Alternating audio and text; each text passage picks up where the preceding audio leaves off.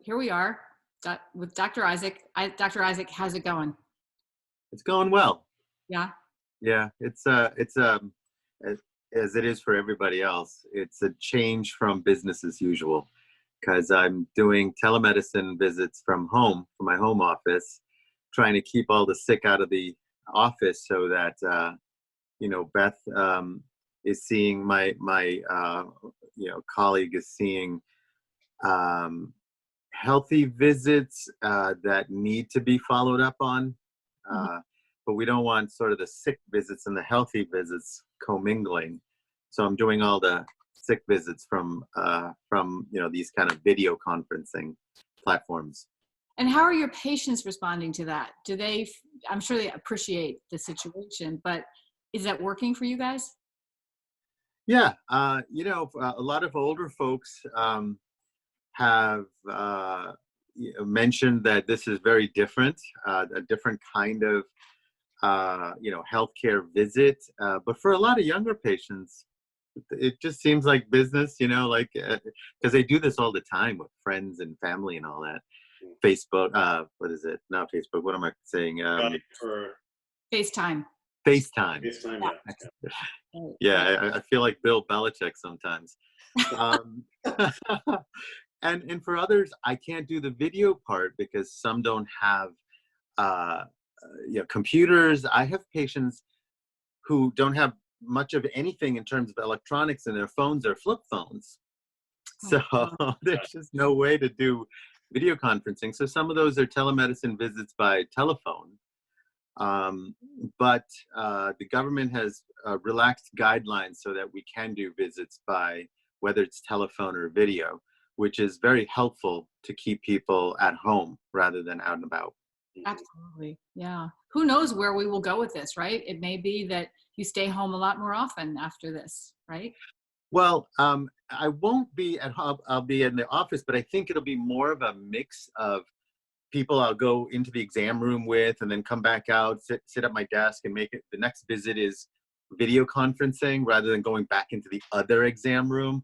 So typically my day is one exam room to the other exam room, but now I can foresee situations where I'm in an exam room, then back to my office, at work to talk to people on the video and just mixing it up that way. So I think society itself is going to change in that way. We're probably going to do a lot more commerce and business this way than we used to. I agree. Are you seeing COVID patients at this point, Dr. Isaac? Yeah, I've had patients admitted for COVID.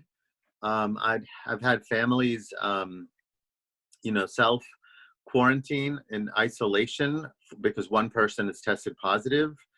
I've had, I can't say many, but I've had several patients who've come back positive for COVID. But for everyone that tests positive, there's probably another 10 that were not positive. So it hasn't been as prevalent, at least among the people that I've talked to on the phone and sent for testing, as you would think. Well, that's good news. So the trajectory is not feeling super steep for you? No, but I'm. This is my personal opinion, but I'm sure there are hundreds of people in Gloucester who are positive. Many of them just don't know it. So the problem is, this is the season for other respiratory viruses, plus influenza is still with us. So the presentation of COVID-19 is not as simple as the dry cough, shortness of breath, and fever that we keep reading about. It could be the person with sniffles. And in fact, the literature says that people can walk around shedding the virus for up to 3 days before they show any kind of symptoms. And sometimes you could be pre-symptomatic, have some kind of minor stuff, up to 14 days and still be shedding. So it really is hard to know. You can't just point out easily who has it and who doesn't. Have you heard anything about, I saw just an article in the Washington Post this morning about, or actually it was the Washington News, the false negatives that are associated with the COVID-19 test. Have you heard anything about that? Well, I sent a guy over for testing who I was convinced had it. He had exposure to a confirmed COVID positive person. I had all the symptoms. Young guy who's truly sick. He's recovering, thankfully, now, but he tested negative. So I think, and I still feel like he probably was positive. So he's still quarantined for 2 weeks. But I think that sometimes the tests are negative because there isn't enough viral load to pick up on it. Mm, So maybe you're symptomatic, but it's still very early in the course. And I also think it depends on what kind of tests we're talking about. If it's the reverse transcriptase real-time PCR tests, those are the gold standards, and they come back after a few days. Those ones are pretty good, but there are all kinds of testing out there that may use antibodies, for example, and antibodies don't convert right away. So mm, you can fall into a window where you're positive, but the tests are negative. right, right. So you're seeing a variety of symptoms. It sounds like Yeah, it's not the. yeah. It's not. We have a word in medicine, pathognomonic, which means like this symptom is really that disease. You don't have that with this virus. Many times I was convinced this is it: dry cough, fever, shortness of breath. What else could it be? It could be a lot of other viruses. Right, right, So it does confuse the situation, and that's why I think quarantining is so important, because you just don't know if you're that person who's actually infected and you're going to be fine, but you're going to go and give it to grandpa right. who won't be fine. So given what you're seeing, how long do you anticipate that it would be the wise thing for us to be under the stay-at-home advisory for another 3 to 4 weeks? Yeah, I think for as long as the government is calling for it, because they have access to the best experts who are giving them real-time modeling of what's going on. And this pandemic is perhaps worse in the sense that more people are affected than we really realize. I mean, I have this screen up in front of me, and it shows the Johns Hopkins website, where it tells you how many people are infected, how many people have died, and so forth. And so about 1 million people are infected, but I truly suspect it's probably 10 times more than that, maybe even more than that. And so it's so easily transmissible. Its symptoms are so variable and most of the time so mild that it's easy to think that things are not that bad, but we haven't really hit the eye wall yet. We're in the eye of the storm, and we're going to hit that eye wall where all of a sudden things start to ramp up like they did in New York City. Right, right. And you don't know what communities it'll ramp up like that. And that's the problem. The problem is when people die, so many die so in such a short window that it overwhelms the healthcare resources, and people who might have been able to be saved couldn't because they just didn't have access to resources. Right, You right. know, um, Are you hearing any good news about the supply chains? they're ramping up, but especially for things like ventilators, that takes weeks, both to kind of change production lines, and then the supply, transportation, all that kind of stuff, warehousing. Plus, if we're getting it from outside of the U.S., anything, those are all countries. Every country's hit, so everybody's production, lines are down. Right. And that's part of the uniqueness of this present pandemic. It came on us so suddenly and so severely. I would say it's behaving like a super flu. Mhm. So, and it's not the flu.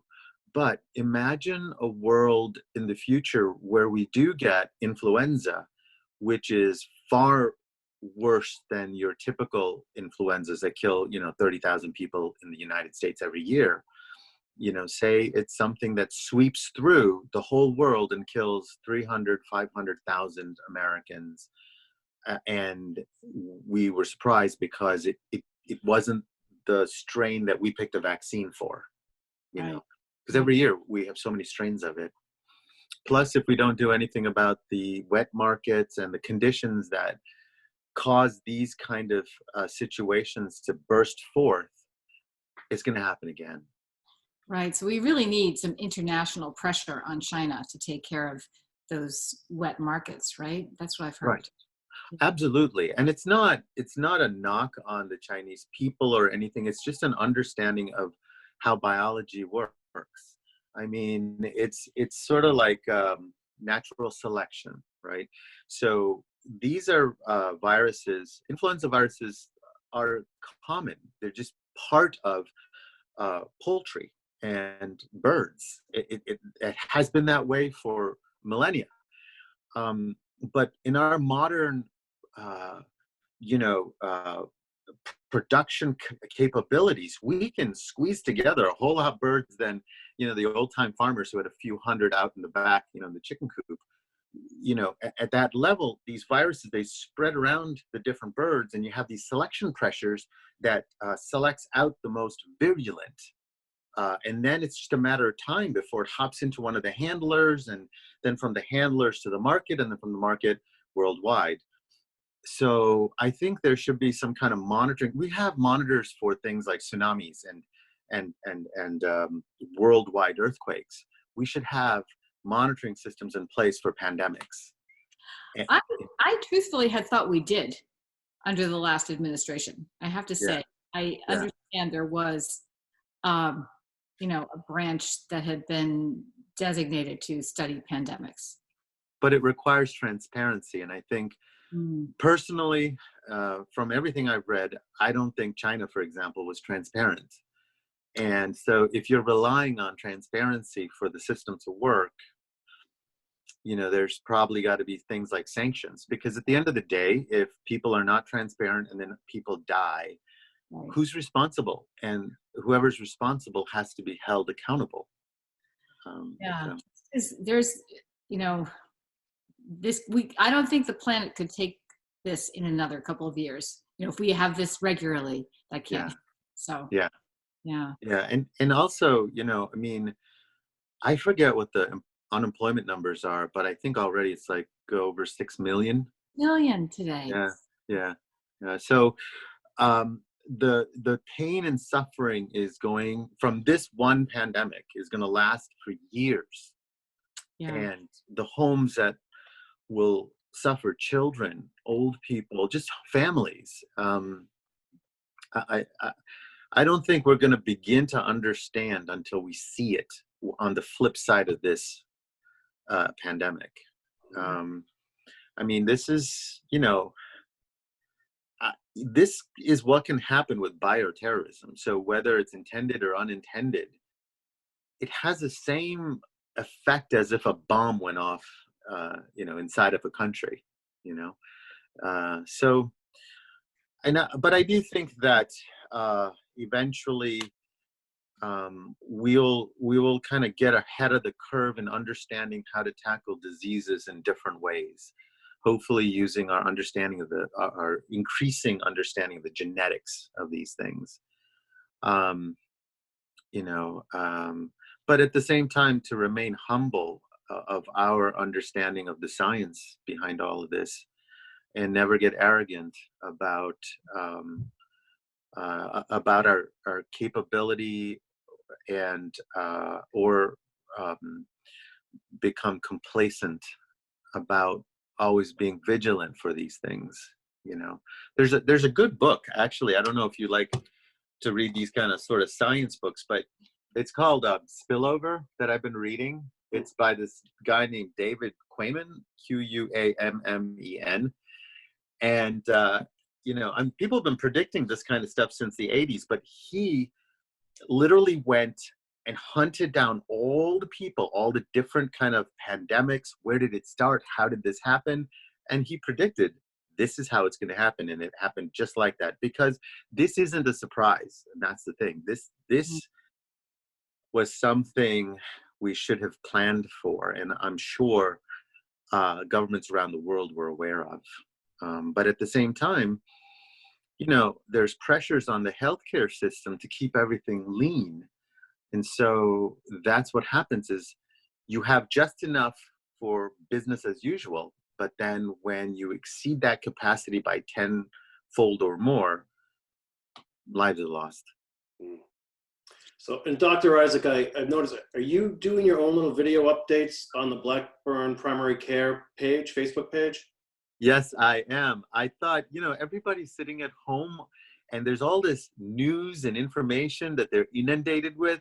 So I thought, why don't I just make these little 10-minute clips, put them out there on things like, how do you deal with stress? How do you live in a pressure cooker with all these people around you, your family or friends, if you're cohabiting, and then things like what are pandemics, and how do you prepare for them? Also, just general things on the pandemic itself. Don't do this, do this, and stuff like that. So hopefully, as I get more information together, maybe once a week, I'll put out some videos. Well, we really appreciate you spending time with us. It's a huge help, and we're glad to share with the community. Yeah. Thank you very much. I appreciate it. Take care. Thanks for your time. Take care.